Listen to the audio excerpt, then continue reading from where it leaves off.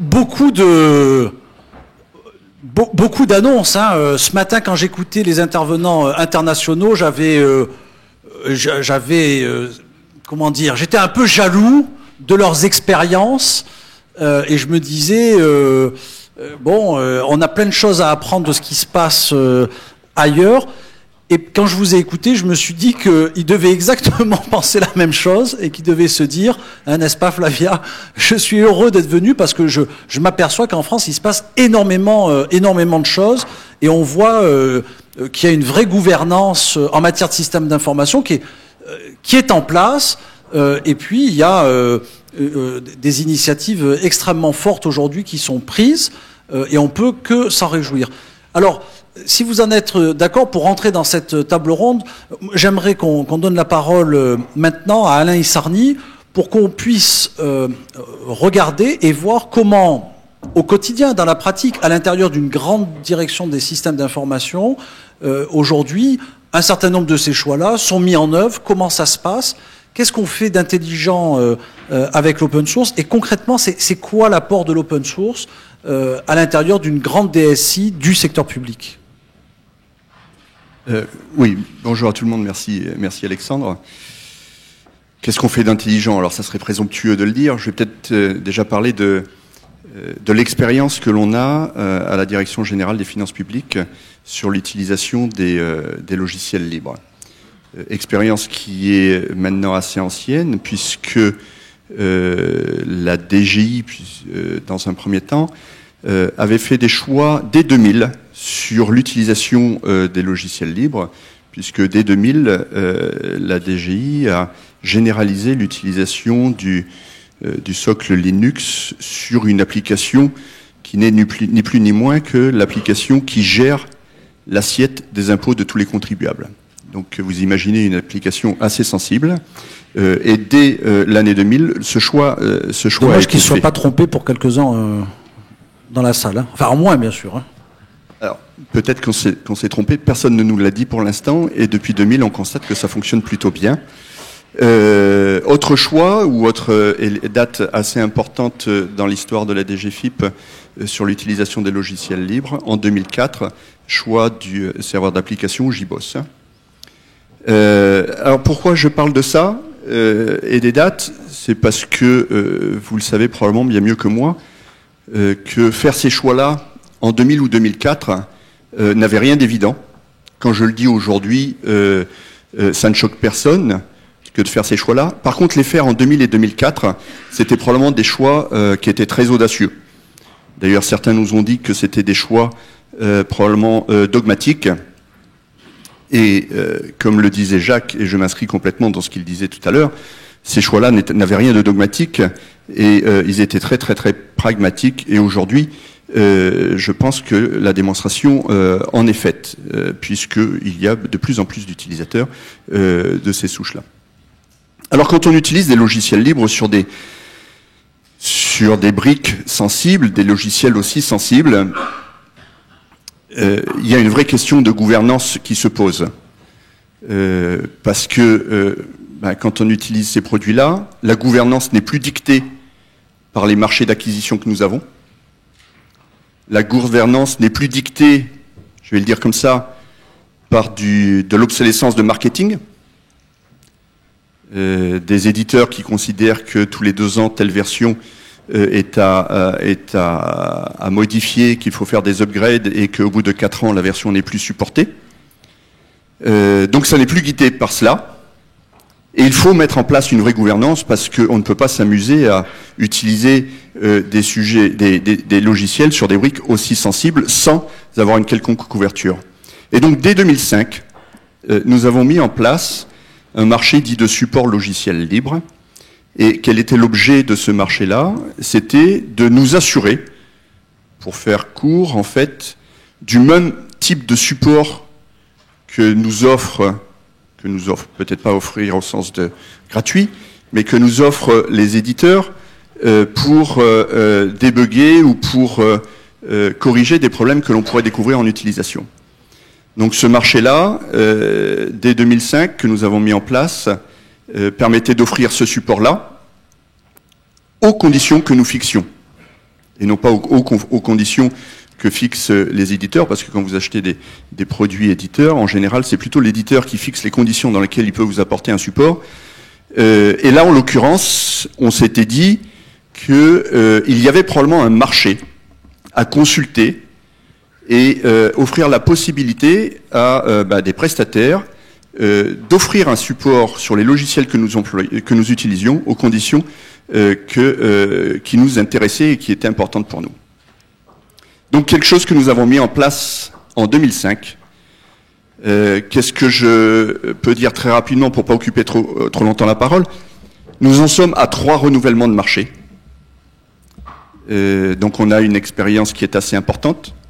À l'occasion de chacun de ces renouvellements de marché, il se trouve que nous avons changé de prestataire. Donc ce qui démontre bien que il y a une vraie concurrence possible. Ce marché ou ce type de support qui est porté par la DGFiP mais qui est mis au service de l'ensemble des administrations des ministères financiers a, depuis sa mise en place, en fait, pas montré de limite quant au support que nous pouvions avoir sur l'ensemble de nos logiciels. Et aujourd'hui, ce marché couvre forfaitairement l'ensemble des logiciels que nous utilisons, jusqu'à concurrence de 270 logiciels. Très bien. Alors on reviendra peut-être aussi sur des cas d'usage particuliers, et puis on s'interrogera aussi de la façon dont l'open source peut être un moyen dans le secteur public. Monsieur Marzin, vous avez commencé à en parler, à évoquer ce sujet-là, le moyen pour les agents en fait du secteur public aussi de s'emparer de ces sujets-là et de comment dire, être plus efficace dans le cadre de la réalisation de leur travail. Avant cela, j'aimerais passer la parole à Henri Verdier pour qui nous donne lui son sentiment sur alors Etalab. D'abord peut-être nous présenter Etalab parce que c'est pas une mission encore très connue de la part en fait de l'État. Je crois qu'elle va l'être beaucoup plus maintenant qu'elle a un nouveau directeur. Je sais qu'il y a de grandes attentes vis-à-vis d'Etalab, voilà, et donc votre arrivée à sa tête a été vraiment saluée. Je disais en aparté à Henri, on se connaît bien quand même, et je lui disais, moi je suis ravi que tu sois le nouveau directeur d'Etalab. Pour moi, c'est vraiment le signe d'un État voilà, vraiment moderne, parce que c'est absolument exceptionnel qu'on confie les rênes en fait d'une agence comme Etalab à Henri. Mais alors, qu'est-ce que c'est d'abord que Etalab et qu'est-ce que vous allez en faire? C'est quoi les projets d'Etalab? Et en quoi open source, open data se nourrissent-ils mutuellement? Merci. Moi aussi, je suis très heureux d'être parmi vous aujourd'hui. Moi, je suis là depuis une semaine. Alors, les compliments, ils sont un peu prématurés. On verra dans un an ou deux. Etalab, c'était la mission, et c'est maintenant le service du Premier ministre en charge de l'ouverture des données publiques. Et vous l'avez peut-être noté, moi je trouve ça très, très excitant. Il y a une innovation institutionnelle assez intéressante de ce gouvernement, c'est d'avoir rassemblé dans la même entité le secrétariat général de la modernisation de l'action publique. C'est dur à dire d'un seul souffle, mais rassembler dans le SGMAP des fonctions de modernisation de l'action publique et des fonctions de modernisation numérique. Et donc aujourd'hui, dans la même structure, il y a la DISIC, il y a l'ex-DGME, mais qui s'appelle maintenant Direction de la modernisation de l'action publique, la DIMAP, c'est-à-dire qui s'occupe à la fois d'évaluation des politiques publiques et d'innovation. Et il y a ce service tout petit, mais très motivé, qui s'appelle Etalab et qui s'occupe de l'ouverture des données publiques. Et nous prenons ça très au sérieux, collectivement. C'est-à-dire que pour nous, l'ouverture des données, c'est pas seulement, même si on prend ça très au sérieux, de la transparence. Alors, la transparence, on la prend très au sérieux. Pour Jérôme Filippini, il nous rappelle de temps en temps que c'est un principe constitutionnel et même un droit de l'homme depuis le 26 août 1789, où l'article 15 de la Déclaration des droits de l'homme disait la société est en droit de demander compte à tout agent public de son administration. Donc on se met sous cette bannière. Jérôme Filippini, qui est le secrétaire général de la modernisation de l'action publique, donc le patron de l'ensemble, le chef de l'ensemble. Mais par ailleurs, c'est pas à vous que je vais l'apprendre, mais disons que c'est arrivé jusqu'à l'administration. On le voit aussi à la fois comme une vraie infrastructure critique pour un pays, c'est-à-dire que la libération de certains jeux de données, c'est de l'infrastructure, c'est de la croissance. Alors l'exemple qui parle le plus aux gens qui sont loin de l'informatique, il n'est pas tout à fait qu'un exemple d'open data, mais quand on leur explique ce qu'a fait l'ouverture des données du GPS, en tout cas l'ouverture aux applications civiles du GPS, voilà, les gens comprennent.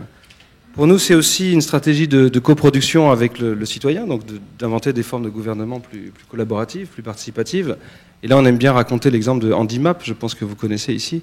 Donc un système de navigation pour personnes en fauteuil roulant qui a pris les données publiques qui ont ouvert certaines villes, souvent dans l'ouest de la France, et qui, connaissant les endroits où les trottoirs sont surbaissés, permet de proposer des itinéraires adaptés à ce handicap. Ça, c'est des citoyens qui l'ont fait, bien sûr. Et puis pour nous, c'est enfin un levier de modernisation, c'est-à-dire que autour de la transparence, de l'interopérabilité, d'autres formes de management, de gouvernance, on pense qu'on peut infléchir et réorganiser de grandes politiques publiques, et y injecter un peu d'abord les infléchir dans une sorte de souplesse, de transparence, d'harmonie, j'espère, et puis peut-être mettre un peu de culture data, parce que quand même la data-driven innovation, l'evidence-based evaluation, si je peux inventer des formules, c'est quand même des choses qui ne sont pas tout à fait dans l'ADN français. Hein. Moi, je connais quelques très très grands groupes de communication, vous seriez étonnés, qui disent on est rentré dans la culture data il y a 1 an, c'est formidable. Finalement, quand on se met à mesurer l'impact de nos messages, on apprend plein de trucs. Et donc le privé le découvre et le public aussi. Pour répondre à ta question sur l'interaction avec le logiciel, enfin le monde de l'open source, bon, d'abord elle est assez naturelle. Je crois que les quelques mots que j'ai évoqués montrent que ça vient du même monde. Donc, alors pour vous décevoir peut-être, c'est pas un gros programme logiciel l'open data. Hein. C'est un bon serveur sécurisé qui peut distribuer des jeux de données. Il y a des questions un peu complexes si on veut s'intégrer proprement avec les systèmes d'information de l'État, mais c'est Jacques qui va s'en occuper. En revanche, on constate quand même qu'on est, je sais pas, une bonne quinzaine de pays dans le monde qui se sont lancés à peu près en même temps, 4 ans pour les Américains, 2 ans pour la France, et que tout le monde redéveloppe les mêmes grandes plateformes. Donc on va regarder, nous, très sérieusement, si on peut pas travailler avec des approches un peu plus de plateformes open source. On va avoir de grandes questions d'interopérabilité, parce que rien qu'en France, on est déjà une trentaine entre les collectivités et l'État qui se sont lancés en parallèle. Et puis il y a des ministères qui ont déjà une culture même plus ancienne d'ouverture de grandes bases de données. Chacune a été construite sur des contraintes particulières. Au ministère de l'Environnement, il y en a 28, sur la qualité des eaux profondes, sur la météo, et il va falloir regarder un peu comment on fait circuler ces données d'un système à l'autre. Et puis il y aura sûrement besoin au moins de votre culture dans une stratégie de construction d'API et de construction d'autres systèmes de relations avec les utilisateurs. Alors moi j'ai envie de dire, c'est plutôt sur un plan intellectuel, c'est mon 3e et dernier point, que j'attends beaucoup de vous, mais j'ai beaucoup d'amis dans la salle, donc je vais venir vous voir bientôt. En fait, l'open data, le rêve que ça porte et qui nous passionne, c'est est-ce que le gouvernement lui-même peut être dans une philosophie open source ? Est-ce que le gouvernement, l'exercice de l'administration, donc d'une forme de pouvoir, peut apprendre à travailler en totale transparence, en ouverture, en interopérabilité, supporter une dose de hackability, accepter de la co-construction. Et nous, on va vraiment avoir besoin de modèles, de concepts, de schémas opérationnels pour construire des situations de co-construction, pour construire des organisations qui, grâce à un référentiel commun, deviendront un peu moins top-down, un peu moins rigides et vont travailler de manière un peu plus harmonieuse. Et donc, au risque de vous décevoir, si vous attendiez surtout un gros chéquier, premier rendez-vous que je voudrais donner à l'écosystème, c'est de dialoguer vraiment sur comment on peut repenser les techniques de l'administration avec une philosophie un peu open source. Voilà. Très bien, merci beaucoup. Le dialogue, c'est l'objectif de ces états généraux. Donc là, Henri, tu ne déçois personne, je te rassure. Au contraire, l'idée de ces états généraux, c'est de s'ouvrir, c'est de s'interroger, c'est de se questionner et de le faire au niveau de l'écosystème en son entier. C'est pour ça que sont présents aujourd'hui dans la salle la plupart des associations, des organisations qui se sentent concernées par ce thème de l'open source. Donc, un État plus agile, plus ouvert, plus moderne. Jean-Baptiste, récemment, puisque c'était vendredi, la ministre Fleur Pellerin, qui, en dessous de laquelle, en fait, c'est sous son patronage qu'on organise en fait ces États généraux. Elle nous l'a redit en fait ce matin. Elle a installé donc un nouveau Conseil national du numérique. Tu en es le secrétaire général. Donc Benoît Thiolin ne pouvait pas être avec nous, son nouveau président. C'est quoi votre programme de travail ? Il y a eu ce qui a été dit dans la presse jusqu'à présent, et dans quelle mesure aujourd'hui l'open source peut vous inspirer, vous influencer, et dans quelle mesure vous attendez, vous, au CNUM, une collaboration et une réflexion avec notre écosystème? Déjà, on va prendre plein de photos avec des pingouins. Ça va être une exigence, comme l'a fait la ministre ce matin. Voilà, c'est ça. C'est parce que Jean-Baptiste a vu le tweet, en fait. Oui, mais non, mais c'est vrai, il y a peu de ministres qui ont osé se faire prendre en photo avec des pingouins, et c'est un signe, l'air de rien. Figurez-vous que la question que je lui ai posée, c'est de savoir, vous avez certainement lu cet article dans Numérama, dans lequel le titre de l'article, c'est Fleur Pellerin aime le logiciel libre. Et donc il y a un fake qui a été fait avec elle en train de poser avec un t-shirt I love open source. Mais c'est vrai qu'il est bien fait, ce fake.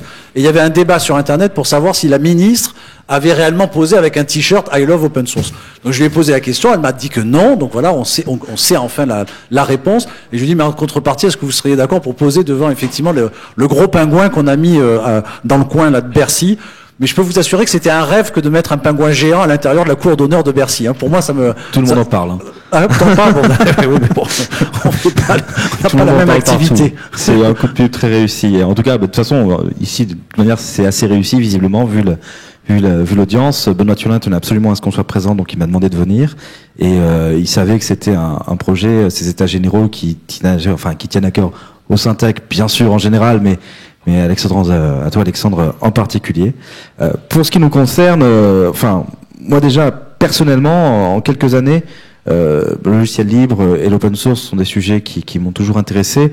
Et quelle différence, quoi, quelle évolution incroyable. Je me rappelle, j'avais écrit un article dans l'Esprit en 2009 sur ce sujet, et j'avais dit le succès du logiciel libre ne se démontre pas, il se constate.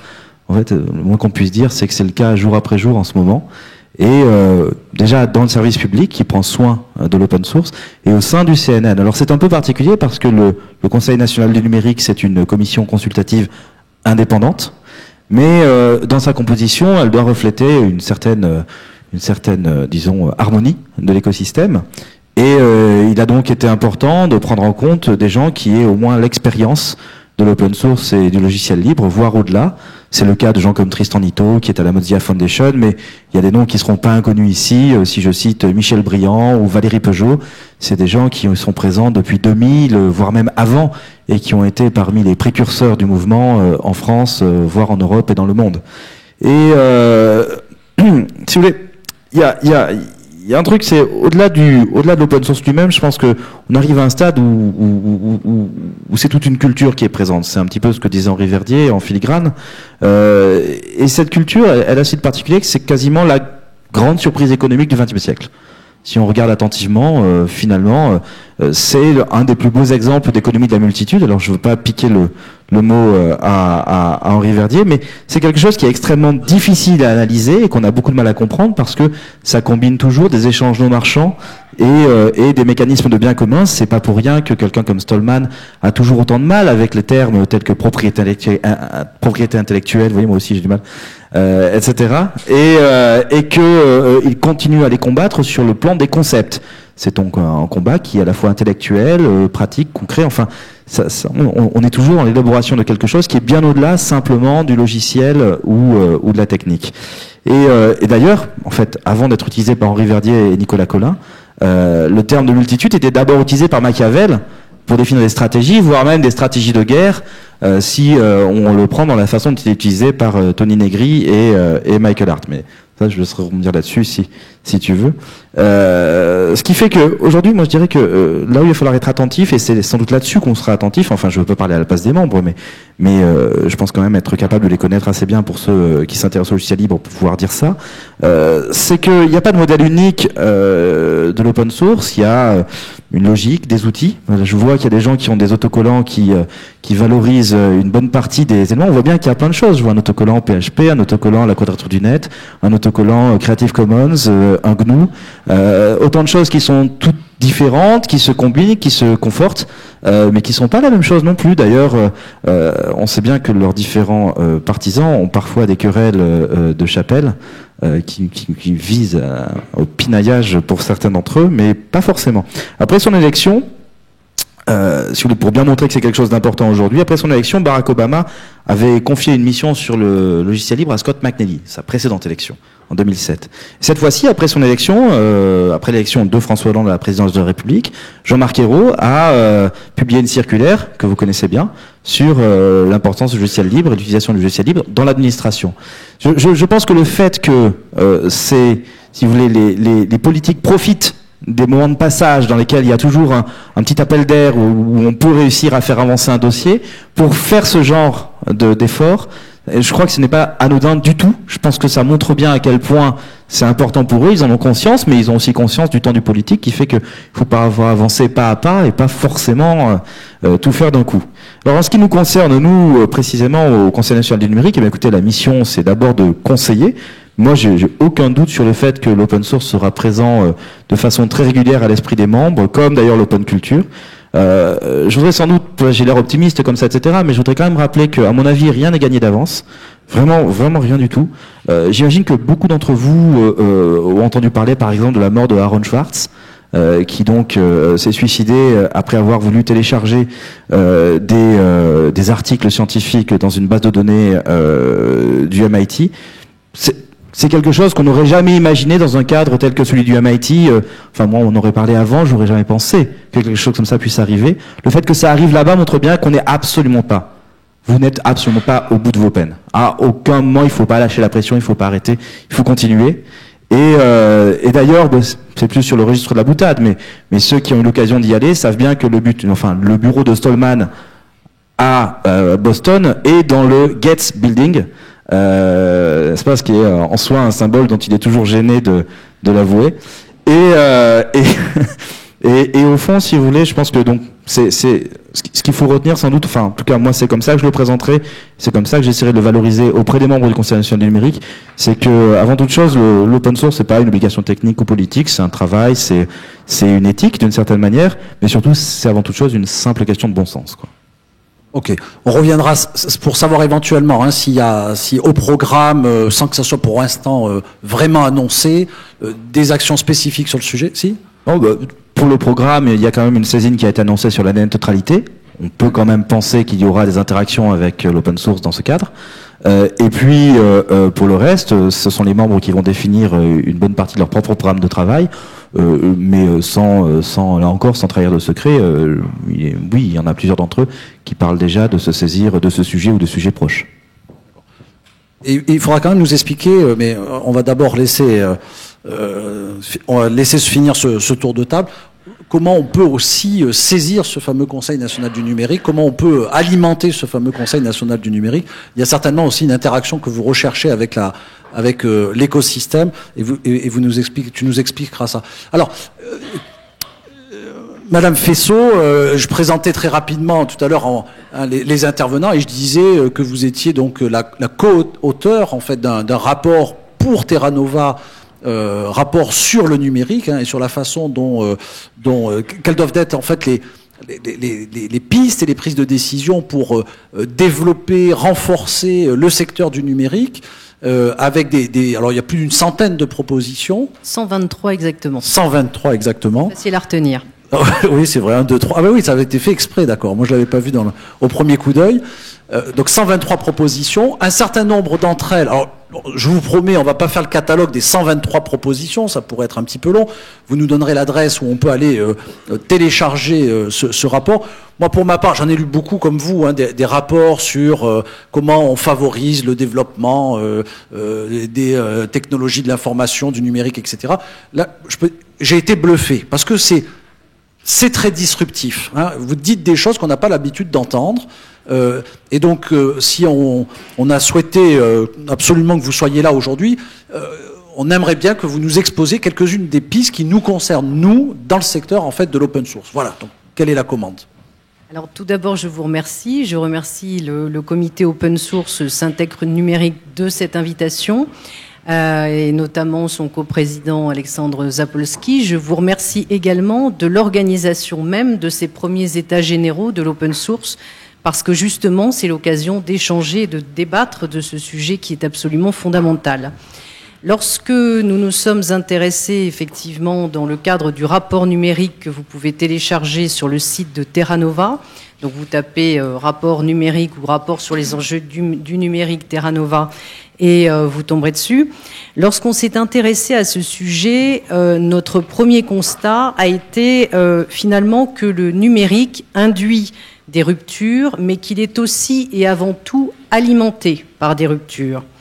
Et que dans ce cadre, le cas typique de cette rupture ou de ces types de ruptures sont les ruptures occasionnées par le logiciel libre. Parce que les technologies libres ont été et sont un accélérateur de développement des technologies et de l'offre de services. Donc ça a été le point de notre réflexion qui nous a conduit effectivement à faire un certain nombre de propositions relatives au modèle du libre. Alors, finalement, pour répondre aussi à la question qui est posée, c'est-à-dire l'open source et le secteur public, comment établir une relation gagnant-gagnant, on s'est rendu compte qu'il y avait 3 conditions qui sont pour nous absolument fondamentales dans l'évolution et dans l'appréhension à sa juste mesure de l'open source par les pouvoirs publics. Ça a été rappelé à la fois par Henri et par Jacques.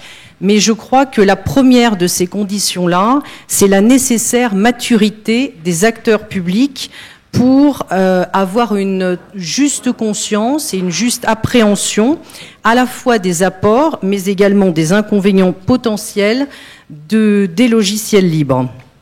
Je crois que, et je crois que ici nous en sommes tous convaincus, la circulaire du Premier ministre du 19 septembre dernier montre justement ce début de maturité qu'il peut y avoir au sein des pouvoirs publics, mais on n'est pas au début du chemin, on est à peu près au milieu du gué, et cette maturité doit encore faire son chemin. Cette circulaire montre une volonté d'organisation et de concentration de l'expertise et des usages des ministères sur certaines souches pour en augmenter l'efficacité économique et en limiter le coût en termes de ressources humaines. Et c'est là la deuxième condition qui est absolument fondamentale pour une bonne appréhension des logiciels libres. Enfin, cette circulaire, et c'est là aussi une condition, met en avant un point majeur dans la contrainte budgétaire qui est aujourd'hui la nôtre, c'est la possibilité de mise en concurrence permanente des acteurs autour des souches du logiciel libre. Et cette mise en concurrence, elle est à la fois importante vis-à-vis des nombreuses SS2I qui interviennent dans la fourniture de services. Elle est aussi fondamentale, et c'est une garantie de mise en concurrence des prestataires sur les souches elles-mêmes de logiciels libres. Enfin, je crois qu'une des conditions, c'est aussi de favoriser la mutualisation et la réutilisation au sein de la sphère publique de ces souches pour préserver là aussi la dépense publique, parce que, il faut le souligner, on est évidemment dans un contexte qui est extrêmement contraint. Alors, on les a décrites au sein du rapport, donc que vous trouverez sur le site de Terra Nova. Mais pour nous, les différents avantages que peut apporter le logiciel libre dans le contexte public sont au nombre de 4 essentiellement. Premièrement, le logiciel libre facilite les expérimentations et l'adaptation au nombre d'utilisateurs ou de serveurs. Et l'absence de droit d'usage permet de varier fortement et sans contrainte.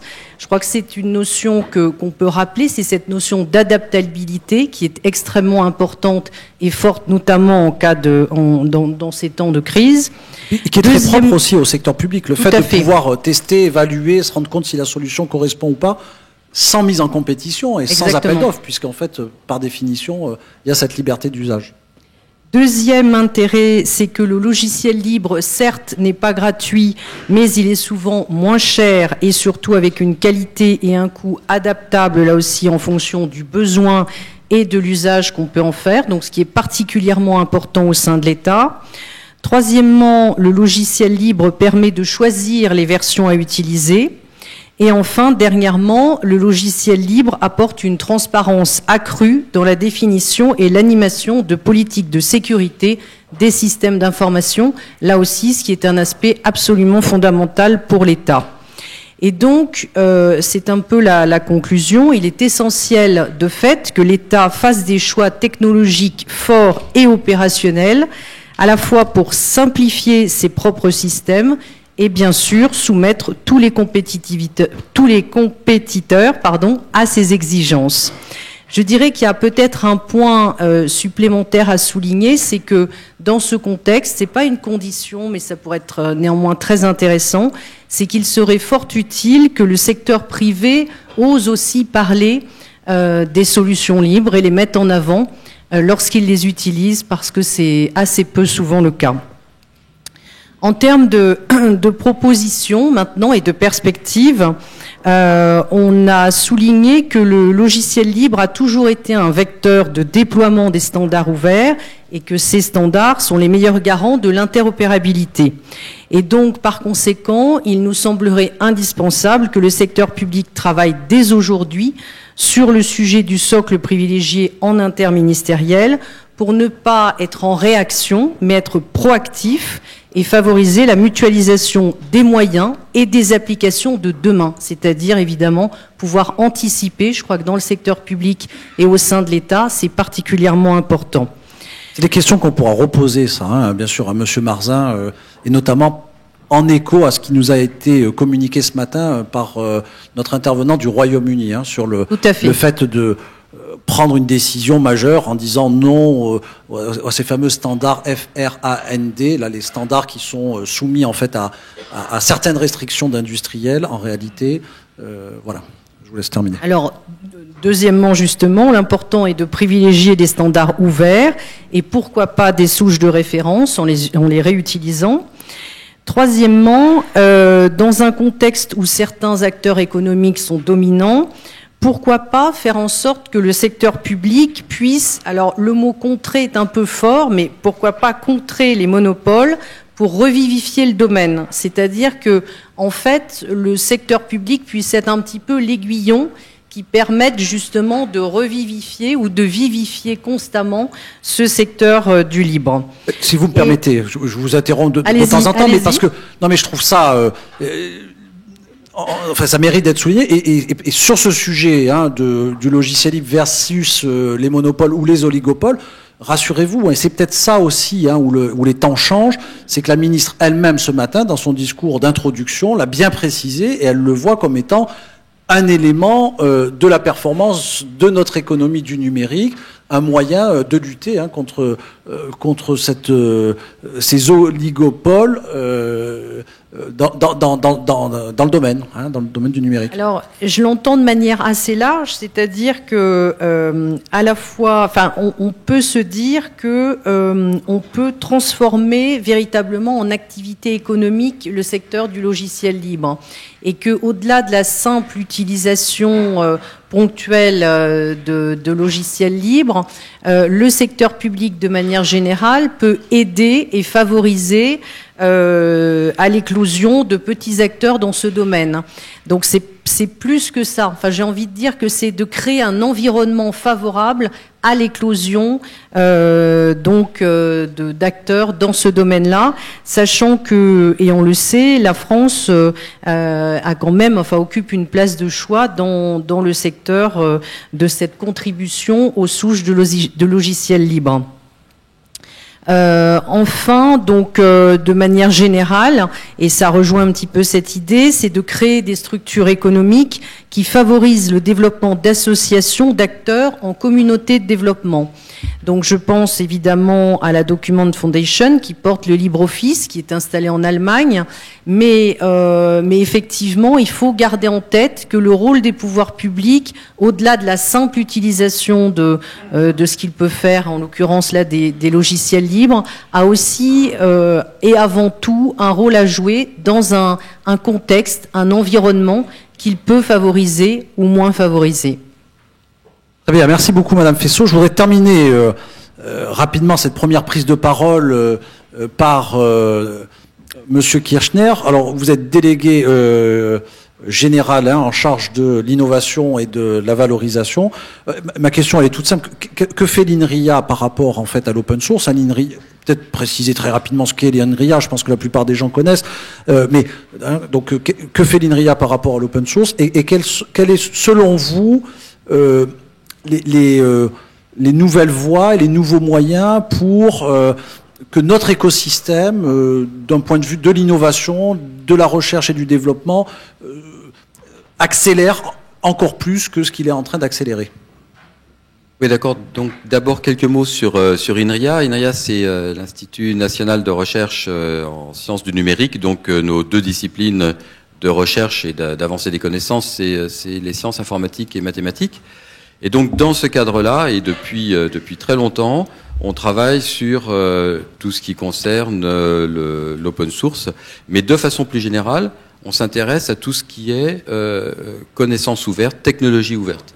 Et ça, c'est particulièrement important parce que quand on va augmenter les connaissances, quand on va faire des nouvelles recherches, quand on va développer de nouveaux programmes, quand on va développer de nouvelles technologies, en tant qu'institut public, une de nos missions, c'est de faire en sorte que l'ensemble de ces résultats soient accessibles à tout le monde. Alors, ceci, c'est d'autant plus important que, et en particulier pour ce qui concerne l'open source, que c'est un facteur de compétitivité. Je pense que les autres intervenants ont fortement insisté sur cet aspect-là, mais je pense que c'est aussi, et ça a été dit également juste avant, un facteur relatif à la souveraineté et à la confiance. C'est-à-dire qu'aujourd'hui, quand on va développer typiquement des algorithmes de cryptographie, c'est intéressant de pouvoir expliciter le code et que on puisse comprendre et on puisse avoir davantage confiance dans le code parce que simplement ce code est publié, il est libre et on peut le lire, on peut regarder et se convaincre qu'il est effectivement correct ou éventuellement trouver des faiblesses de façon collaborative et par conséquent avancer beaucoup plus vite que si jamais le code était fermé. Donc l'open source comme facteur de compétitivité, comme facteur de souveraineté et facteur de confiance. L'open source, c'est vraiment quelque chose, comme je le disais tout à l'heure, dans lequel on est particulièrement actif depuis longtemps. L'INRIA a plus de 40 ans et depuis ce moment-là, on travaille très très très activement dans le développement de logiciels libres. Un autre exemple, c'est que typiquement, on a une forge qu'on ouvre bien sûr à nos équipes projets et à nos partenaires. Parmi les 2500 projets qui sont développés dans la forge, 1700 sont en open source. Donc, juste pour vous dire un peu aussi la taille, le nombre de logiciels qui peuvent être développés dans le cadre de cet institut qui, avec les collaborations qu'on a avec les universités et d'autres établissements publics comme le CNRS ou l'INRA ou l'INSERM, etc., met en œuvre quelque chose comme 4400 personnes en France en tout. INRIA, c'est aussi l'institut qui a mis en place un certain nombre de structures de façon à pouvoir renforcer notre impact autour de l'open source. Je voudrais parler de l'IRIL, qui est l'initiative de recherche et d'innovation sur le logiciel libre, d'une part. Également des conférences, et une de ces conférences, c'est FOSSA. FOSSA, c'est Free Open Source Software for Academia. Pourquoi ? Parce que c'est aussi quelque chose d'important de pouvoir produire des logiciels libres, mais également de faire de la recherche sur ces logiciels. Sur comment est-ce qu'on va les développer, sur comment est-ce qu'on va les maintenir, sur quelle sociologie on va pouvoir se baser, on va pouvoir développer ce type de logiciel, et puis évidemment comment est-ce qu'ensuite on va pouvoir expérimenter avec de façon bien plus ouverte, parce que comme le soulignait Henri, à la fois on va créer des données qui elles vont être ouvertes, mais on va pouvoir aussi mieux comprendre comment fonctionnent les logiciels à partir du moment où ils sont ouverts, et donc pouvoir mieux s'assurer typiquement de leur correction, de leur sûreté, de leur sécurité. Alors bien sûr, en fait, ce qui est important dans l'open source, c'est pas seulement le fait de le créer, c'est le fait de le faire vivre. Et donc en fait, autour de la création de ces logiciels, les écosystèmes qui vont se créer sont extrêmement importants. Et par conséquent, ce qu'on cherche à faire, c'est à favoriser ces écosystèmes. Et ces écosystèmes, on peut schématiser en disant qu'ils vont reposer sur 2 composantes fondamentales, qui sont d'une part les développeurs. Et les développeurs, il va falloir faire en sorte que c'est des compétences rares. C'est des compétences qu'il faut arriver à former, c'est des compétences qui vont pouvoir être aussi extrêmement mobiles, parce que l'objet étant ouvert, il va y avoir de la mobilité, il va y avoir une émulation entre à ce niveau-là également. Voilà, donc ça c'est un premier point. Il faut arriver à former les développeurs, il faut arriver à les garder et à reconnaître en fait cette mission de développeur de très haut niveau, qui est pas juste faire du code, je dirais au kilomètre, mais bien de réfléchir de façon profonde à la façon dont on va concevoir du code, dont on va concevoir des services, dont on va leur permettre d'interagir, et ceci avec une vision ouverte qui est tout à fait spécifique et importante à prendre en compte. Donc ça c'est le premier point. Il faut savoir reconnaître ces développeurs, il faut savoir les former. Et ça, c'est aussi très important, à la fois dans le sens où il y a des formations de base, et puis ensuite il va y avoir une espèce d'auto-formation et de formation sur le tas, en interaction avec les autres, et le type de qualité de logiciel qu'on peut obtenir avec des interactions qui ne sont pas nécessairement des gens qui travaillent sur le même projet, mais qui peuvent regarder un projet en cours de développement, c'est quelque chose d'important et quelque chose qui nécessite des formations appropriées et une compétence appropriée. Donc ceci, c'est pour ce qui concerne les développeurs, et bien sûr, il y a tout ce qui concerne les communautés. Et donc sur les communautés, c'est aussi quelque chose de fondamental, et comme je le disais tout à l'heure, également un objet de recherche, mais aussi un objet de transfert pour nous, comme vous le demandiez tout à l'heure. Et en fait, on a des outils du type Innovation Lab qui permettent à une équipe projet et à une entité de type PME ou ETI de travailler ensemble sur des sujets extrêmement ciblés, et dans une confiance forte entre à la fois les aspects recherche et les aspects développement et mise en œuvre dans l'entreprise. Ce qui fait que ces Innovation Labs sont un des outils que nous utilisons de façon systématique chez INRIA, de façon à développer ces communautés et alors justement, là, il y a l'interface avec les PME, PMI. Et juste, si vous me permettez de continuer sur ces aspects communautés, et pour donner maintenant des exemples. En fait, on a des succès en open source, en particulier au niveau INRIA, mais je dirais au niveau académique français, dans les universités, au CNRS, au CEA. On a de nombreux exemples de tels développements. Un des développements phares au niveau INRIA, c'est Camel, et la communauté Camel qui est autour de ça aussi, avec l'émergence de startups comme Camel Pro. Autour de tout ce qui est typiquement le contrôle de médicamenteux avec des logiciels comme Monolix, et le fait que ces logiciels ensuite sont industrialisés et permettent des interactions fortes avec les communautés pharmaceutiques en particulier. Des logiciels comme Scilab, qui est une alternative complètement ouverte et particulièrement performante à MATLAB. Et là aussi, avec une PME qui se lance et qui fonctionne bien. Et juste pour terminer, d'autres communautés du type Faro autour d'open source Smalltalk et donc des logiciels et des langages de programmation novateurs.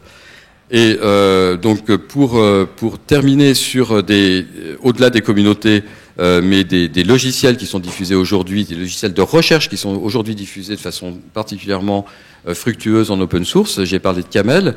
En Camel, de nombreux logiciels sont écrits. Je pense à Coq en particulier, qui est un logiciel qui permet de faire des des preuves de programme ou des preuves en général de théorèmes, de résultats, de façon tout à fait remarquable et qui est utilisé de façon internationale et très large.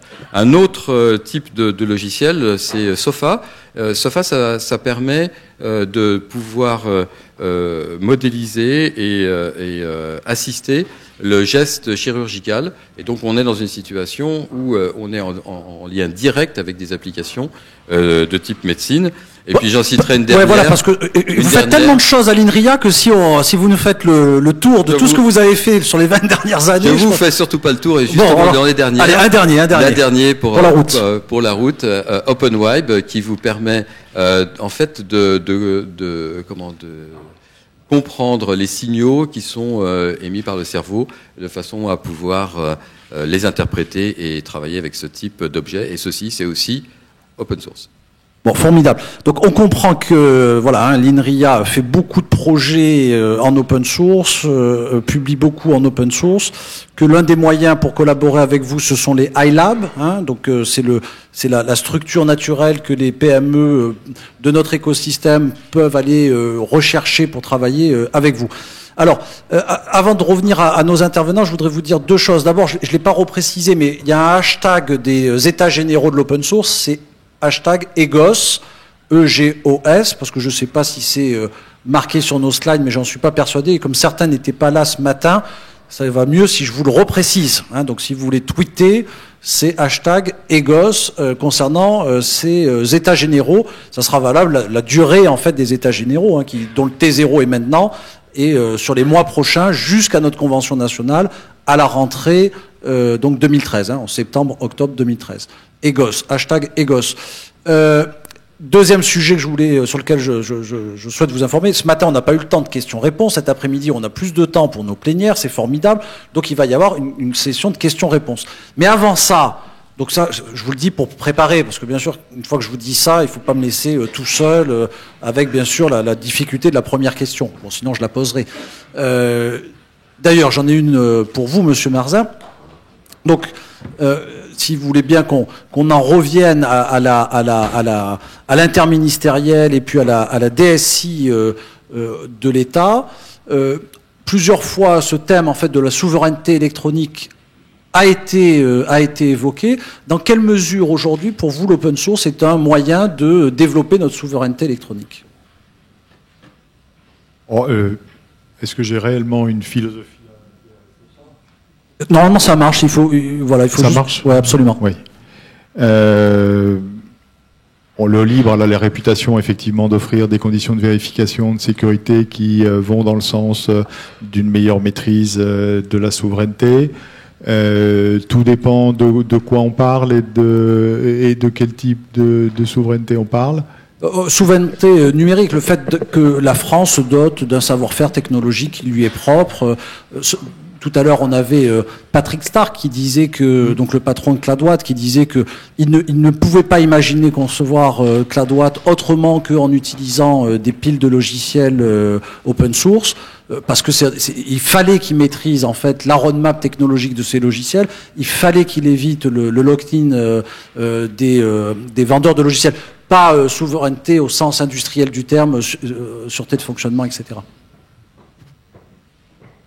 Moi, j'aborderais le problème un peu différemment sur le sujet que vous évoquez, qui est le problème de la réversibilité sur l'utilisation du cloud computing. Effectivement, plus on va vers des solutions qui sont ouvertes, plus on se simplifie la maîtrise des évolutions et des changements. Et donc, ça ne peut pas être mauvais pour la souveraineté numérique. Est-ce que demain, il y a un grand cloud national porté par l'État, par la DISIC, en interministériel? Comment tout ça va s'orchestrer et s'organiser? Est-ce que demain, tout va être confié à Cladwatt et à son collègue Numergy? Est-ce que vous pouvez un peu nous éclairer là sur ce sujet? Oui, rapidement vous dire où on en est. D'abord, il faut vraiment différencier ce qui est l'État investisseur de ce qui était l'État acheteur. Donc il est parfaitement légitime et je souscris totalement que l'État français porte l'émergence de solutions nationales sur l'informatique nuageuse, mais qui va, pour nous, qui se place dans un système concurrentiel qu'il faut différencier de l'achat public. Nous n'avons pas aujourd'hui posé notre modèle d'utilisation des techniques de cloud computing, même si on pressent que dans la création des nouveaux services, dans la vérification de leur mise à l'échelle pour pas utiliser scalability, dans le décloisonnement des ministères sur leur plateforme, nous avons à investir ce segment-là. Donc aujourd'hui, ce segment, on l'a investi avec la DILA, sur une expérience qui porte sur ses propres logiciels, et nous sommes en train de la poursuivre. La DILA, c'est la documentation française, hein, c'est ça ? Oui, la direction pour l'information légale et administrative. De telle sorte que donc nous initions aujourd'hui une démarche de proof of concept, de POC, avec la DILA d'une part, mais aussi le ministère de l'écologie et du développement durable. Et aujourd'hui, nous en sommes plutôt à nous poser la question, pour ce qui concerne les administrations, de quels services pour quels usages, que sur la base de quelle technologie. Il n'en reste pas moins qu'on aimerait bien, c'est pour ça que je parlais tout à l'heure de ce sujet qui est pour nous dans le flux de nos travaux, nous faire rapidement une philosophie sur l'usage que nous pourrions faire, préférentiellement, de solutions open source. C'est l'application du principe que j'indiquais tout à l'heure. Nous n'avons pas encore investi dans le cloud computing, même si chacun de nos ministères est assez avancé, ou plus ou moins avancé dans la mise en œuvre de la virtualisation. Si nous devons le faire, regardons d'abord ce que peuvent nous apporter les technologies libres, avant de partir sur d'autres solutions de type propriétaire. Concernant l'utilisation des services marchands, puisque CloudDot et Numergy pour nous sont des services marchands de cloud computing, nous n'avons pas aujourd'hui tranché avec nos collègues DSI des ministères sur le modèle internalisation, externalisation de notre cloud computing. Ce qui est certain, c'est que si on en construit un pour des raisons de souveraineté, ce sera un nuage privé État. Et pour en revenir à nos champions nationaux en cours de mise en place, je ne suis pas sûr que ce soit un cadeau à leur faire que de les envoyer vers du cloud privé État, ce qui risque d'entraver quand même sérieusement le montage de leur offre orientée citoyen, européen et au-delà. Donc voilà, mais surtout on n'a pas choisi aujourd'hui de modèle et on est plutôt sur un travail en interne adossé au data center de l'État pour prendre de l'expérience et progressivement forger notre façon de voir les choses au fil du temps. Très bien. J'avais une autre question pour vous. Il y a un débat qui nous a agité ce matin, c'était celui sur le modèle de valeur et les modèles économiques, notamment dans le domaine de l'édition de logiciels libres, avec une ligne de partage qui s'établit entre les logiciels dits freemium, hein, ceux qui sont en partie libres mais dont les fonctions avancées sont payantes et propriétaires, et les vrais logiciels libres que certains appellent free. Est-ce que vous faites cette différence-là? Est-ce que c'est quelque chose qui est perçu au niveau de l'État et éventuellement des administrations, peut-être voilà, vous, Monsieur Marzin, dans un premier temps? Oui, c'est sûr. Bon, est-ce que j'ai jamais compris le modèle économique du logiciel? Ça, en tant que DSI pendant 10 ans, j'ai toujours eu un peu de mal avec le modèle économique de tous les éditeurs d'ailleurs, quel qu'il soit, qui est un peu loin de ma compréhension parfois. J'ai toujours pensé. Le sujet il est simple, hein, c'est que. Oui, mais vous inquiétez pas, j'y viens à la réponse. C'est simple le sujet. Nous, pour l'instant, nous n'avons inscrit dans notre marché support que du free.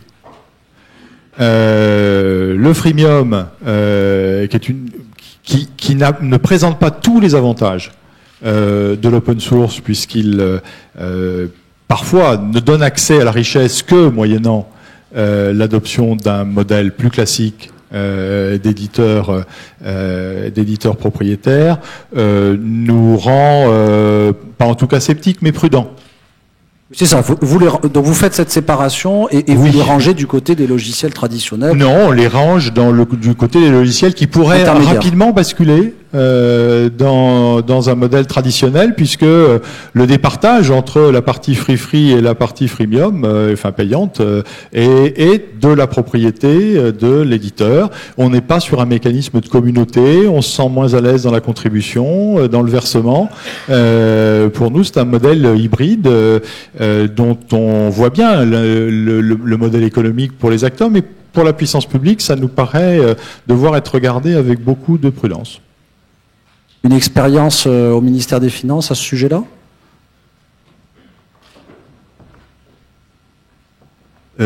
Alors, une expérience sur le freemium, non. Comme le disait Jacques, nous aussi, dans le cadre de notre marché de support logiciel libre, c'est effectivement que des logiciels libres que nous avons. Les freemium, je pense que nous les regardons plus comme des sujets ou des logiciels éditeurs. Et d'ailleurs, sauf erreur de ma part, les freemium figurent effectivement sur la circulaire du Premier ministre, en mentionnant que effectivement ce ne sont pas des logiciels libres et qu'il faut les regarder avec probablement un peu de prudence, oui. Très bien. Bon, il y aurait beaucoup à dire, notamment, et c'était l'objet en fait de nos interrogations ce matin. La conséquence de ça, c'est comment on est sûr effectivement de financer ceux qui fabriquent ces fameux logiciels libres. Parce que nous, en tant qu'acteurs de cet écosystème, c'est l'un des sujets qui nous interroge, parce que tout le monde est d'accord pour bien jouer le jeu du logiciel libre. Aujourd'hui, on voit bien qu'il est très largement dans l'intérêt des grands utilisateurs qu'il se développe. Néanmoins, il faut continuer à le financer et à l'innover. Alors, ça sera peut-être l'objet de ma première question, à moins qu'il y ait un doigt qui se lève, puisque c'est à vous maintenant. Alors, on doit pouvoir distribuer un micro. Ah, ils sont là. Ah non, mais excusez-moi, vous êtes... Ah oui, on est à Pierre Mendès France, donc il suffit d'appuyer sur le petit bouton qui est en dessous, voilà, du micro, et puis de s'en rapprocher, et ça devrait pouvoir fonctionner. Une condition, par contre, si vous voulez bien, c'est de vous présenter avant de poser votre question. Donc Jean-Marie Chausson, conseiller régional en Rhône-Alpes, chargé d'une mission sur la promotion des usages du logiciel libre au sein des services de la région Rhône-Alpes, mais aussi sur toute la région Rhône-Alpes de manière plus large. Ma question s'adresse aux représentants des services d'État, mais aussi un peu à Fleur Pellerin qui n'est plus là maintenant, mais j'espère que la question lui sera transmise. C'est vrai qu'on a... En tout cas, elle sera enregistrée. Oui, donc on pourra et puis aussi à la représentante de la structure Terra Nova. Je sais que beaucoup de politiques s'inspirent de des textes qu'ils écrivent, etc. On a parlé de la directive Hérault avec tout ce que ça comporte en termes d'effets sur les services d'État. Mais effectivement, moi, je fais partie d'une collectivité territoriale. Et vous savez que les collectivités locales, régionales, mais aussi infra, sont, on dira, sous la responsabilité, en tout cas, respectent la loi nationale. Et donc, dans ce cadre-là, est-ce qu'on ne pourrait pas imaginer, au même titre que ce qui est fait dans la directive Hérault, un texte qui incite au moins à donner une priorité à l'étude sur les solutions logicielles libres avant que les collectivités locales se décident pour des solutions non libres. Finalement, d'avoir un dérivé de la circulaire de Jean-Marc Ayrault, c'est une circulaire, pas une directive, auprès des collectivités locales. Tout à fait. Alors un sujet qui intéressera forcément le président de l'ADULAC qui intervient, lui, tout à l'heure. L'ADULAC est l'association des utilisateurs de Linux et des logiciels libres dans les collectivités locales et territoriales. Ça fait à mon avis partie d'ailleurs de ses propositions, il nous en reparlera. Mais qu'est-ce qui veut répondre à cette question, Madame Fessot ? Je pense que le principe de libre administration des collectivités fait qu'évidemment c'est extrêmement difficile, voire impossible, d'imposer un cadre contraignant aux collectivités. Néanmoins, beaucoup d'entre elles peuvent aussi s'agréger autour d'une position commune pour effectivement adopter ou mettre en œuvre plutôt un texte qui soit l'équivalent de la circulaire du 19 septembre 2012 au sein même de leur service. Mais après, je pense qu'il faut que ça se fasse, que la collaboration se fasse via les assemblées d'élus et puis ensuite que ça se traduise dans les faits au niveau des collectivités. Monsieur Marzin ? Oui, la circulaire du Premier ministre, elle a, disons, une valeur de bonne pratique pour toutes les fonctions publiques et au-delà. Je pense qu'on a plus intérêt peut-être à aller du côté de la promotion des solutions libres dans les relations entre État et collectivité. Il y a quand même pas mal de choses faites et à faire. Mais je vois pas la place d'un texte de même nature, en tout cas, pour ce qui concerne l'ensemble des collectivités territoriales. C'est vrai que les collectivités peuvent tout à fait s'en inspirer, mais effectivement dans un esprit de partage pour ensuite une traduction au sein de leur service. Alors, moi, j'ai une question complémentaire à celle-là. On parle en fait de cadrage sur les usages en fait des logiciels open source, ou en tout cas une aide pour favoriser son usage.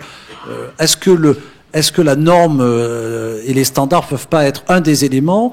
Est-ce qu'il ne serait pas nécessaire de reprendre ce travail sur le référentiel général d'interopérabilité en obligeant, par exemple, comme dans le gouvernement de Grande-Bretagne, de n'utiliser plus que des standards réellement libres et plus des standards, vous savez, soumis à restrictions, qui sont les standards en fait proposés notamment par la société Microsoft, par exemple. On bute sur la constitutionnalité de la libre administration des collectivités territoriales françaises, qui fait que on peut émettre des recommandations, mais que leur application est de leur responsabilité. C'est un sujet qu'on connaît bien dans le domaine de l'échange et de la dématérialisation, où on travaille depuis des années avec les collectivités territoriales pour mettre en place des solutions. De plus en plus, il y a une volonté fédératrice qui est faite là, mais qui relève de...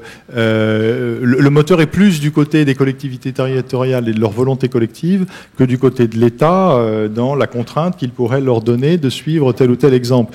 Il faut quand même... Je vais prendre un exemple que je connais bien.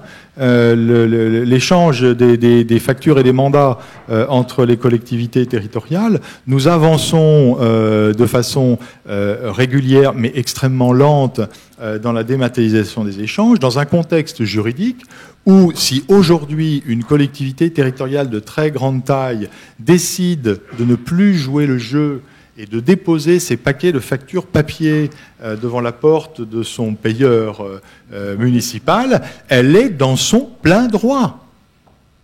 Et donc, on n'est pas du tout dans ce mécanisme de coercition et de normes imposées, mais beaucoup plus. Est-ce que ça étonnera beaucoup les gens de l'open source dans la communauté, co-construisant et progressivement dans le temps définissant son meilleur mode de fonctionnement.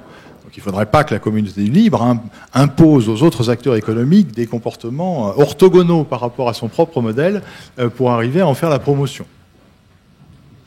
Bon, ça permet de rééquilibrer un peu les... Juste Alexandre, pour compléter, oui. Je crois que quand même la crise actuelle que connaissent les collectivités territoriales, notamment au niveau financier, peuvent aussi les inciter à rechercher de nouveaux modèles et notamment des sources d'économie. Donc effectivement, je pense que notamment si ça a été développé au sein de certaines collectivités et plus encore, après, encore une fois, un collectif peut aussi suggérer aux autres collectivités qui verront qu'elles y ont tout à fait intérêt. Je redonne la parole à Monsieur Chausson, puisque c'est l'un de nos trois élus locaux présents aujourd'hui. Donc, Monsieur Chausson, un complément peut-être ? Oui, pour aller dans le sens de Monsieur Zapolski tout à l'heure, je pense qu'on pourrait au moins envisager un travail en direction d'une meilleure interopérabilité, en faisant la promotion des formats ouverts de fichiers, notamment pour la communication entre les différentes administrations, puisque tout le monde sait que les administrations entre elles communiquent énormément, d'un point de vue même réglementaire, mais aussi en direction du grand public, parce qu'il est, je trouve étonnant qu'aujourd'hui on se satisfasse du fait qu'une communication d'une collectivité impose un lecteur particulier, et notamment sous licence propriétaire, pour lire le document émis par la collectivité. Je trouve ça, d'un point de vue déontologie et éthique, non républicain. Sur ce point, juste, je voudrais dire que c'est bien au travers des usages et de la globalité de la modernisation de l'action publique qu'on va trouver les services et les interactions entre collectivités territoriales et services de l'État justifiant le partage sur les règles d'interopérabilité, mais pas par les règles d'interopérabilité et le côté un peu désincarné de normes techniques qu'on y parviendra. Très bien. Il y avait une question Là-haut. Bonjour, Rival Legonchev de l'Université Paris 8. Ma question est vers M. Marzin. En fait, par le passé, on a eu pas mal de rapports qui incitaient à l'usage du libre. Je pense aux documents de Jacques Attali, enfin de la commission Attali, qui n'ont pas du tout été suivis. Comment s'assurer que cette circulaire va être suivie? Est-ce que le mot directive a été utilisé? Est-ce qu'il y a des engagements plus forts qui seront pris un jour ou l'autre? Comment s'assurer que dans 3 mois, au bout de 3 mois après la sortie de la circulaire, on peut avoir des résultats directs, concrets, quoi. Et puis juste une petite remarque aussi vers M. Kirchner. Peut-être qu'on laisse M. Marzin répondre sur ce sujet-là, parce que c'est une très bonne question sur le suivi en fait de l'application de la circulaire de Jean-Marc Ayrault. On vous redonnera la parole. Très bien, merci. Ça marche. Okay. C'est libre et ouvert ici. Tout à l'heure, je faisais état de l'intervention des agents publics. Alors c'était pas pour appeler tous les fonctionnaires à développer des bouts de code en libre pour moderniser sur les leur temps de services travail, publics, non? Mais c'était bien pour rendre hommage à ceux des informaticiens publics qui portent les ambitions de la circulaire. Et au travers de cette reconnaissance, appeler leurs autorités, mais encore une fois, nous avons appelé les secrétaires généraux des ministères à contribuer pour qu'ils puissent consacrer suffisamment de temps à ce travail interministériel de maturation. La seule chose que je peux vous dire, c'est que la DISIC et les DSI sont extrêmement attentifs à jalonner tout ce parcours de progrès et à ne pas laisser s'installer de zones de non-visibilité qui pourraient vous donner à penser que c'est un coup tiré en l'air de plus.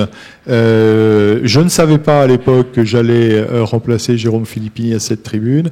Vendredi dernier, nous nous sommes réunis avec l'animateur de l'équipe Noyau pour essayer d'aider les groupes de travail et l'équipe Noyau a commencé à remplir la page blanche des souches de convergence, de telle sorte que vous puissiez, vous tous, très régulièrement constater que nous avançons sur les sujets de la circulaire et que ça n'est pas un coup en l'air.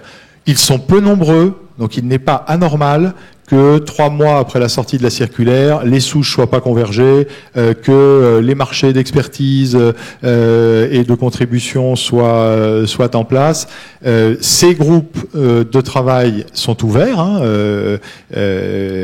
pas l'équipe Noyau, mais les groupes de travail sont ouverts. Il y a déjà des opérateurs ou des collectivités locales qui participent à ce travail de production partagé. N'hésitez pas, pour ceux qui sont intéressés, à vous adresser à nous pour vous y joindre. On a besoin de gens de bonne volonté pour faire avancer ce sujet collectif. Alors, à noter aussi qu'à l'intérieur même de la circulaire de Jean-Marc Ayrault, il y a la volonté de mesurer les efforts consentis par l'État dans son investissement dans le domaine du logiciel libre. Ça fait partie en fait de l'un des chapitres à part entière de cette circulaire, et en disant une chose très simple, qui est qu'on mesurera le succès de l'application de cette circulaire au fait qu'effectivement ces investissements augmenteront. Parce que sinon, effectivement, c'est juste un coup parti pour rien. Et donc là, il y a un processus vraiment, intelligent, qu'on aime bien nous dans l'open source. Vous savez, c'est l'histoire du récursif de GNU. Voilà, la circulaire elle-même, elle s'alimente. Alors, vous aviez votre deuxième question. Merci, oui. C'est vers M. Kirchner. En fait, la conférence FOSSA, en effet, c'est quelque chose d'extraordinaire. Ça existe depuis 4 ans, mais il y a très peu de promotion qui est faite, même au sein de l'INRIA. Et notamment cette année, j'ai eu des collègues qui travaillent à l'INRIA qui ne savaient pas, qui n'étaient pas au courant de l'existence de cette conférence. Et je pense que c'est un moment d'échange particulier dans l'année. Et à mon avis, c'est vraiment du gâchis de se retrouver à 50 avec des intervenants qui viennent de toute l'Europe, voire même aujourd'hui, cette année. Je ne sais plus s'il y avait des gens des États-Unis, mais en tout cas, enfin si, il y en avait, bien sûr, des communautés, des universitaires. En fait, c'est quelque chose d'extraordinaire. Et donc, je trouve qu'il faut vraiment faire un effort au niveau de la com pour ce genre d'événement. Vous parlez quoi, de FOSSA? Je parle de la conférence FOSSA, oui, exactement. Oui, c'est ça. Alors FOSSA, l'année prochaine, c'est 500 participants? Et ça serait parfait, voire plus, parce que je pense que la communauté académique, en particulier européenne, est nombreuse et serait intéressée pour assister à ceci. C'est une initiative qui fonctionne depuis 3 ou 4 ans, je ne sais plus exactement, et qui remporte un succès important, en particulier quand on voit la qualité des intervenants qui arrivent là. C'est vrai que il faut qu'on en fasse davantage le marketing, pour prendre un terme anglophone. Je voudrais élargir cet aspect marketing à davantage de choses. C'est-à-dire qu'aujourd'hui, une des difficultés, et c'est en lien avec ce qu'on disait auparavant, une des difficultés de l'open source, c'est en particulier en France et en Europe, mais surtout en France, c'est d'acquérir une reconnaissance. Et cette reconnaissance, ça peut être impulsée à la fois du point de vue académique, c'est ce dont on parlait à l'instant, mais également du point de vue des applications, des grands donneurs d'ordre qui vont expliciter le fait qu'ils utilisent de l'open source. Et donc je pense que si les industriels, les milieux économiques, l'ensemble des milieux sociaux, on parlait tout à l'heure des collectivités territoriales, montraient davantage qu'elles utilisent en fait du logiciel source de façon fondamentale et intense, je pense que ça serait un marketing important pour l'ensemble de la communauté. Ben on y essaie, en tout cas on fait tout pour, à travers ces états généraux. J'ai une question de monsieur Lacour. Oui, bonjour, Serge Lacourte, Société Scalageant. Nous sommes une TPE issue de l'INRIA et nous éditons un middleware complètement open source qui est l'équivalent de MQ Series d'IBM. C'est pour nous situer. Et nous rencontrons donc une difficulté particulière, c'est que ce logiciel étant middleware, il est intégré par des gros intégrateurs. Nous savons notamment qu'il a été utilisé pour les militaires français, sans qu'on n'en touche aucun revenu. Les revenus habituels, que ce soit d'expertise, de support, etc., donc n'est même pas associé à la maintenance, rien du tout. Donc c'est vraiment une problématique particulière. Je ne sais pas trop comment aborder le sujet. Je pense que ça devrait être un sujet de discussion de cette conférence, enfin des groupes de travail qui vont venir.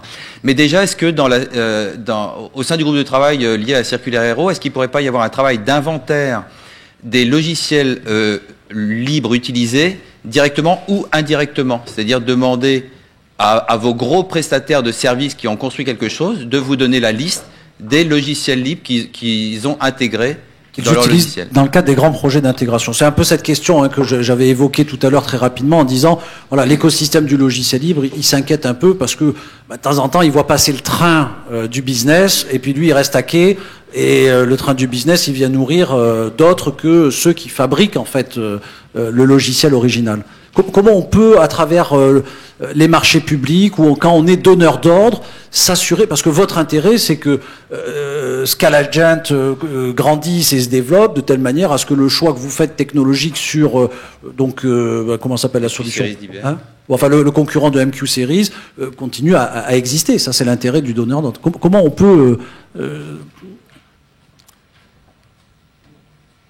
Bon, c'est pas dans nos priorités, quoi. Ça, c'est clair. Hein. Je vous ai expliqué quelles étaient nos priorités. Je pense que c'est un levier quand même pour l'ensemble de la profession qui est extrêmement fort. J'entends la question. Ça mérite d'être discuté avec les ministères utilisateurs. Hein. Mais honnêtement, je ne nous vois pas nous lancer avec les forces qui sont les nôtres aujourd'hui dans ce type d'inventaire dans les semaines qui viennent. Hein. Mais je pense que la question mérite d'être au moins réfléchie. Donc je ne serai pas réactif, ni de façon fermée, ni de façon très ouverte à votre interrogation. Ça sera en fait une obligation de transparence demandée à vos fournisseurs. Bon, ça paraît compliqué. Hein. Juste pour rebondir sur cette question, je pense qu'une question que vous avez peut-être abordée ce matin, j'étais pas là malheureusement, c'est comment est-ce qu'on reconnaît un logiciel libre? Et le fait que on dise logiciel libre, open source, etc. En fait, je vous donne un logiciel et je vous pose la question, il est libre ou pas? Comment est-ce qu'on va le déterminer? Et derrière cette question-là vient toute la génétique de ce que c'est qu'un logiciel, sur quoi il est construit. Et aujourd'hui, les logiciels en général sont construits à partir briques, un logiciel de plusieurs millions ou dizaines de millions de lignes de code va pas être construit par une seule entité ou une seule personne ou voire même une seule communauté, mais par des ensembles. Et donc pour revenir sur ce que vous disiez tout à l'heure, en fait ce qui est intéressant à mon avis, c'est que quand on va utiliser un logiciel en particulier libre, on se demande mais comment est-ce qu'il a été construit et est-ce qu'à partir des éléments de sa génétique, je peux pas mieux comprendre comment je peux le maintenir et en faire bénéficier de sa productivité économique les gens qui l'ont conçu. Oui, c'est ça, en fait, le sujet. Alors, on arrive vers la fin de cette table ronde. Je résiste pas de poser directement la question à Henri Verdier. Alors, en dehors de son rôle de directeur d'Etalab, tu es l'auteur en fait d'un formidable ouvrage avec Nicolas Collin qui s'appelle L'âge de la multitude. Jean-Baptiste Souffron l'a mentionné. J'aimerais moi t'entendre sur dans quelle mesure en fait l'âge de la multitude comment l'open source peut contribuer au développement de l'âge de la multitude et comment l'un inspire l'autre et comment demain alors rapidement, ceux qui voudront en savoir plus, ils iront acheter en fait le livre ou le copier, mais légalement, enfin ou le télécharger, je voulais dire. Oui. De quoi? Il est sous Creative Commons? Non, il n'est pas Creative Commons. Ah, ouais, c'est ça. Ouais. C'est le Creative Commons pour les autres. Pas quand on est auteur. Bon, non mais pardon Henri. Ça fait du bien de frapper à la porte d'un éditeur et qu'ils disent ah oui venez. Ah oui, bien sûr. C'est une autre histoire. Quelques mon blog est un Creative Commons. Moi, ce qui m'a étonné, toi et quelques autres amis dont certains sont dans cette salle, m'ont dit, ont beaucoup apprécié un bouquin qui parle pas spécialement du libre en fait. Même si bien sûr, comme il parle de l'économie numérique, vous inquiétez pas, il y a du Linux, il y a du Apache, il y a du Berkman Center, etc. Mais il n'en parle pas spécialement. C'était un livre qui avait été fait avec Nicolas pour parler à un certain nombre de décideurs qui sont un peu loin de notre monde et pour leur dire la révolution numérique, elle est déjà faite. Et c'est étonnant que vous continuiez à dire comment va-t-on s'y adapter quand elle arrivera. Quand même, les patterns, ils sont là, les schémas, ils sont là, les grandes tendances, elles sont là. Et je fais court, mais une tendance de fond qui nous a semblé vraiment marquer cette révolution, c'est la puissance de création de la multitude. Vous, moi, les gens, les étudiants, les lycéens, les collégiens, les Chinois, tout le monde. Alors, puissance, après, on a peut-être mélangé abusivement plusieurs choses. Il y a à la fois la valeur qu'on arrive à nous prendre en analysant les traces d'utilisation, tout ce qu'on laisse comme traces, etc. Et puis, il y a cette puissance volontaire quand on note, quand on tag, quand on contribue, etc. etc. Et c'est vrai qu'à bien regarder, presque tout ce qui se passe d'important en ce moment dans le numérique, entre la captation du travail gratuit qui arrive à faire les grandes plateformes numériques plutôt californiennes, ou les réponses par la contribution, la co-création... ça joue toujours avec cette force incroyable. Et après tout, c'est pas étonnant. Maintenant, on a tous dans la poche quelque chose qui est plus puissant qu'un Cray 2. Mais en plus, on a massivement éduqué les peuples et on les a connectés avec ce réseau Internet. Donc il y a une espèce d'énergie qui est vraiment la nouvelle donne. Alors je crois que déjà, quand je disais ça a parlé un peu à l'écosystème. Alors par ailleurs, ensuite, on a beaucoup développé l'espèce de dialectique permanente dans ce monde-là entre les applications et les plateformes, et entre le fait que finalement tous ces grands succès du numérique partent quand même sont des plateformes. Les gagnants, c'est ceux qui sont plateformes. C'est-à-dire c'est plus important d'être le lieu où d'autres viennent travailler, enrichir, prolonger, amplifier, etc. Après, on est plus ou moins prédateurs. Il y a des plateformes qui reprennent tout, il y a des plateformes qui sont très ouvertes, mais tous les gagnants sont des plateformes. C'est pour ça qu'il faut aussi que le gouvernement, l'État, apprenne à fonctionner comme une plateforme, à trouver des gens qui prolongent et amplifient son action. Mais toutes les plateformes ont commencé par des applications qui ont réussi. Ça, c'est un autre point très important. Et une application qui réussit, ça rentre dans l'intimité des gens. Il y a un énorme travail de design. Et souvent, c'est assez hackable et c'est assez interopérable. Parce que c'est pas une petite proposition sur une étagère dans un coin, pas trop pensée. Ça peut pas devenir une grande application, quoi. Donc, je crois que là aussi, il y a finalement, la bonne et la mauvaise nouvelle, je crois, mais c'était pas à notre esprit quand on a écrit le bouquin. C'était que je pense que idéologiquement, le livre a gagné à bien des égards. Il a gagné à tel point qu'il a même changé les pratiques d'entrepreneuriat d'un monde pas libre du tout. C'est-à-dire que finalement, chez Google, chez Amazon, chez Facebook, etc., on reprend beaucoup de briques stratégiques qui viennent du monde du libre, mais pas du tout pour le même propos, quoi.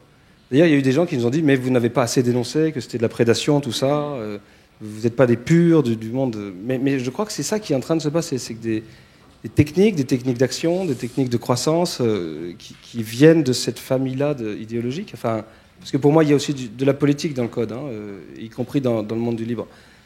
Ils sont sortis largement du camp des premiers apôtres et sont en train de devenir la règle dans l'ensemble du capitalisme. Voilà. Bref, on inonde les autres écosystèmes.